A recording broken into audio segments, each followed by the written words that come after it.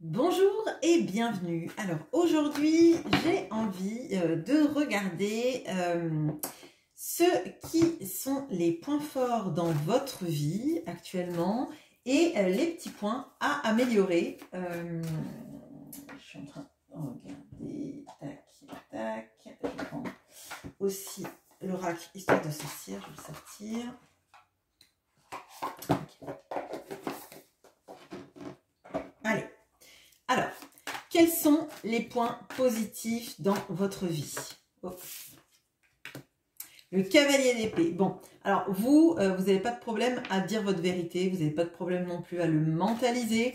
Il y a quelque chose là, un peu oui, je dirais d'une quête de la vérité. Là, c'est important pour vous qu'on soit honnête, qu'on soit franc. Et si c'est pas le cas... potentiellement, il y a une sorte de, alors j'allais dire de croisade, mais oui, c'est une croisade contre le mensonge en fait. Là, une de vos vertus, c'est de ne pas tolérer le mensonge et d'aller chercher la vérité. Hein, c'est une quête. Ok. Autre point positif. On a la roue de la fortune et on a le cavalier de coupe. Alors, vous voyez, c'est assez étonnant parce que donc le cavalier d'épée, là, sur mon écran, va sur la gauche. Pour vous, ça doit être inversé. Et on a le cavalier de coupe qui, lui, va vers la droite. Alors, moi, ce que je ressens, c'est effectivement qu'il y a une sorte de saine dualité en vous, d'accord? C'est un petit peu, je veux la vérité et je suis parfois un peu heurtante. Et pourtant, j'ai tout mon amour à offrir, j'ai plein de belles choses à construire avec quelqu'un. J'ai pas peur d'aller au devant de la quête amoureuse, hein, d'aller exprimer mon amour et de presque même, je ressens, de donner tout ce que j'ai. Et d'y aller avec vraiment le cœur. Avec la roue de la fortune, on a cette impression-là du cycle. Il y a des périodes comme ça qui s'enchaînent dans votre vie, dans lequel soit vous êtes dans une sorte de quête effrénée de la réalité, oui peut-être de la réalité et de la vérité, soit vous êtes dans une quête d'amour, de donner votre amour, peut-être même de guérir, peut-être qu'il y a un sauveur en vous, hein, dans les énergies. Et en fait, les deux s'alternent, mais de manière assez fluide finalement. Et même si ce sont deux énergies qui sont un petit peu différentes, on sent que vous avez ces deux parties en vous et que c'est ce qui vous rend complète. Ok, bon.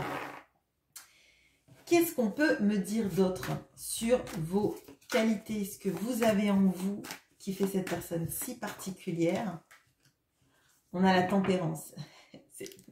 Alors, c'est fou parce qu'en fait, j'ai l'impression que, oui, vous avez ce cavalier d'épée en vous, et pourtant, vous ne demandez qu'à aller mieux en termes de communication, à essayer d'apaiser.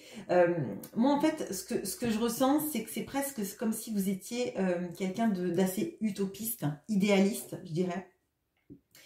Et vous êtes prêt à donner votre cœur, vous êtes prêt à faire du bien, vous êtes prêt à apaiser les gens. Et vous vous rendez compte que parfois, vous les heurtez malgré vous. Et ça, c'est quelque chose que vous aimeriez apaiser. Vous avez cette tempérance en vous qui fait qu'en fait, vous ne voulez pas faire du mal. Oui, vous êtes contre le mensonge. Oui, c'est parfois heurtant. Parfois, peut-être que vous n'y allez pas avec le dos de la cuillère, comme on dit. Mais c'est jamais dans le but de faire mal, c'est plutôt dans le but de démasquer, de soulever la pierre, vous voyez, et de voir ce qu'il y a en dessous. Peut-être que vous avez eu une grosse blessure de trahison qui fait que parfois vous avez besoin d'être un parangon de vérité, mais que vous vous rendez compte que parfois vous allez trop loin, que vous ne voulez pas faire du mal. Et dans ces cas-là, je crois que ça vous heurte en fait, d'avoir peut-être eu des mots peut-être trop forts ou une intention un peu trop dans la poigne, je dirais.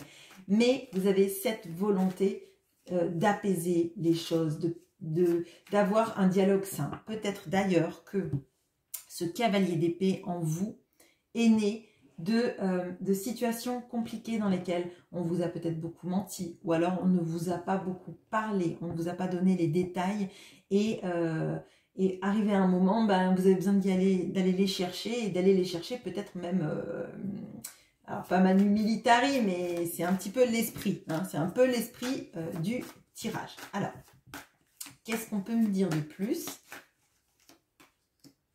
Bon, ben dis donc, les arcanes majeurs, ça y va. Alors, vous avez le chariot. Donc, le chariot, il nous annonce que vous allez vers votre réussite, que vous n'hésitez pas à avancer, que votre vie, sans doute, vous l'avez bien construit seul ou seul. Seul ou seul. Seul sans E et seul avec un E. N'importe quoi. Ouais, à l'oral, ça ne le fait pas, mais bon, bref.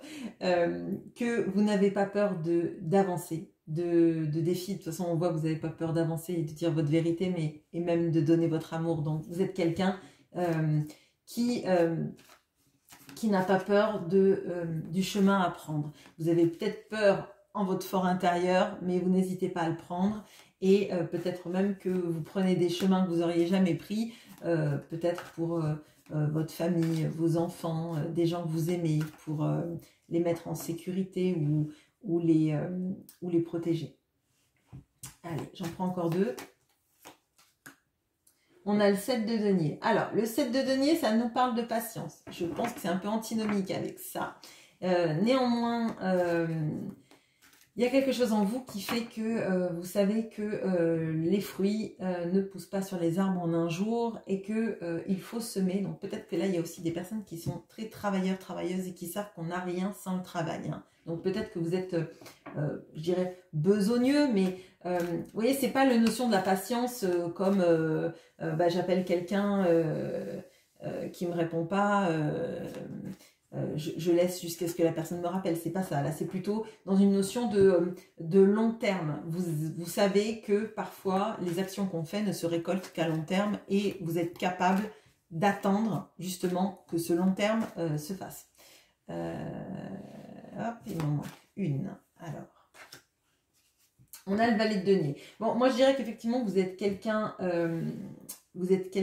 de travailleur. Peut-être que vous ne récoltez pas toujours les fruits de vos investissements, en tout cas pour l'instant, mais ce ne saurait tarder parce que justement, vous êtes conscient que les choses ne se font pas en un jour et que parfois, il y a des tours et des détours, mais qu'à la finalité, votre projet, s'il est solide, vous arriverez au terme. Alors, maintenant, là où ça peut piquer un peu, je vais en prendre moins, du coup, je ne vais pas en prendre 7. Je vais en prendre 4. Alors, les petits points à améliorer. Le 7 de bâton. Alors, je pense que ça va nous parler justement de ce cavalier d'épée. Mais je pense que vous le savez au fond de vous parce que la tempérance est ressortie et que la tempérance, elle nous amène à un équilibre de la communication. Donc là, il y a de ça. Le 7 de bâton, et surtout là, il est à l'envers, donc les choses à travailler, ça va être de se rendre compte que parfois, nos prises de position, et ce qu'on veut défendre, parfois, c'est un petit peu vain, c'est de la fatigue, c'est essayer de convaincre quelqu'un qui ne sera jamais convaincu parce qu'on a quelqu'un peut-être d'entêté ou quelqu'un qui a une position qui est extrêmement stable et qui ne va pas aller dans votre sens. Parfois, vouloir convaincre, vouloir aller chercher les dialogues avec des personnes, ça ne marche pas. Et là, on vous dit qu'en fait, vis-à-vis de ces personnes-là, ces quelques personnes-là, vous acharnez, je dirais, c'est épuisant, ça ne sert à rien, ça va vous emmener dans un débat aporétique. Bon. Ensuite, le 5 d'épée. Alors, bon, le 5 d'épée, j'ai failli dire la bataille à la Pyrrhus, donc c'est marrant parce qu'on a ça. Alors, le 5 d'épée, c'est généralement les batailles pour lesquelles on s'obstine.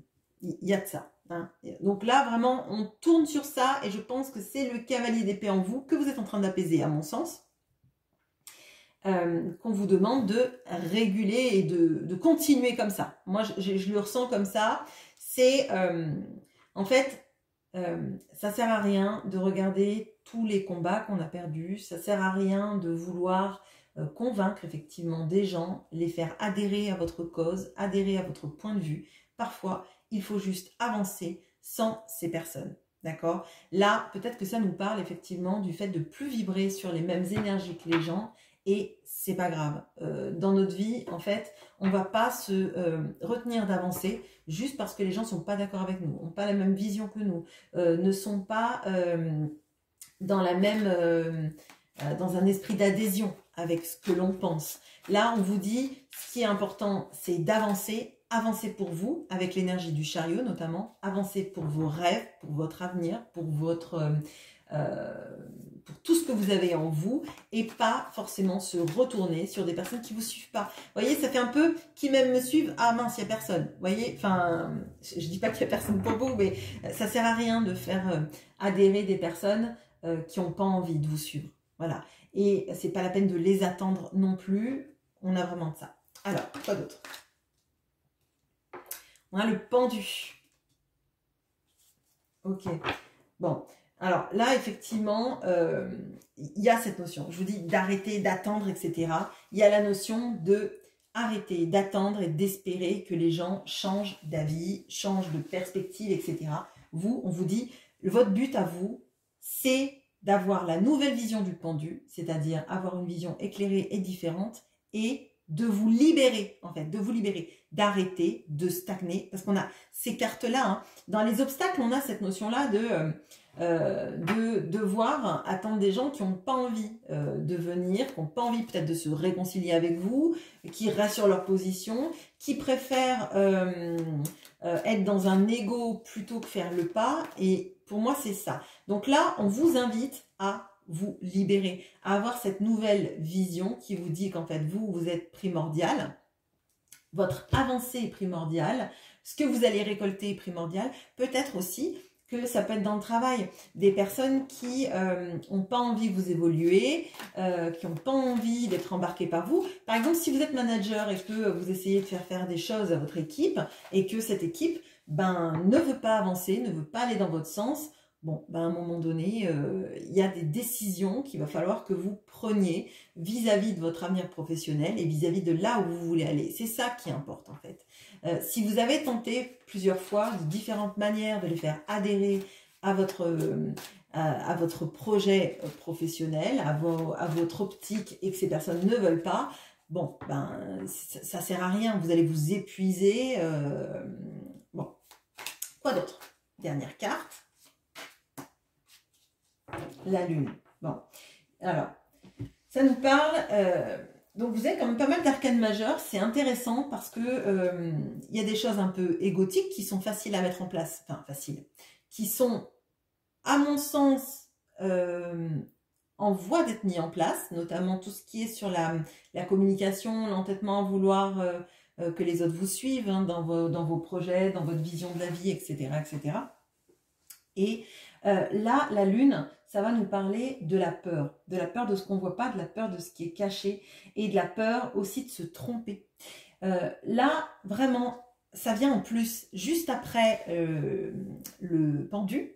Donc, pour moi, ce qui est important, c'est justement d'avoir l'autre vision. Si vous êtes dans une période où vous avez peur de beaucoup de choses, vous avez peur d'échouer, vous avez peur de ne pas être aimé pour qui vous êtes, vous avez peur de ne pas arriver à avancer, vous avez peur de ne pas réussir dans votre professionnel, dans votre vie financière, notamment, hein, parce que je le vois plutôt de ce côté-là, on vous dit qu'il faut que vous profitiez de ce changement d'optique, ce changement de vision, pour voir qu'en fait, ce qui est non éclairé, sera éclairé le matin, en fait. Vous avez le soleil qui viendra et qui éclairera les zones d'ombre. Ce qui est caché dans l'ombre, c'est pas quelque chose qui n'existe pas, c'est juste quelque chose que vous ne voyez pas encore.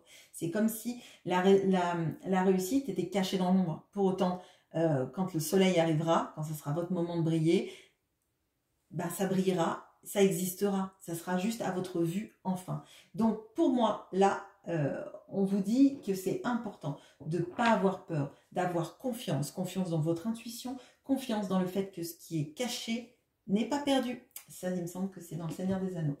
Alors, un petit conseil pour vous, donc ce sera un tirage court, bon, tirage du lundi.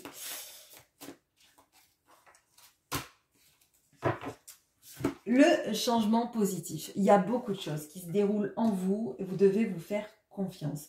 Il y a un changement, alors peut-être qu'il y a un changement de paradigme qui se passe, mais il y a aussi un changement de point de vue qui est nécessaire pour votre bien-être. Ça ne veut pas dire que vous devez vous adapter à ce que pensent les autres, à la manière dont les autres réagissent. Par contre, il est essentiel que vous vous fassiez confiance, que vous voyez loin. Vous voyez, c'est une sorte de petit pirate qui a été abandonné sur une île et qui voit enfin un bateau pour pouvoir le prendre. Et ça vous parle d'avancer pour vous-même, d'y croire et d'avoir une vision long terme aussi sur les choses, ce qui est aidé par le 7 de denier que vous avez. Vous êtes capable de voir à long terme, vous êtes capable de faire prospérer les choses. Ayez confiance en vous. Voilà, je vous souhaite une très bonne journée. À bientôt.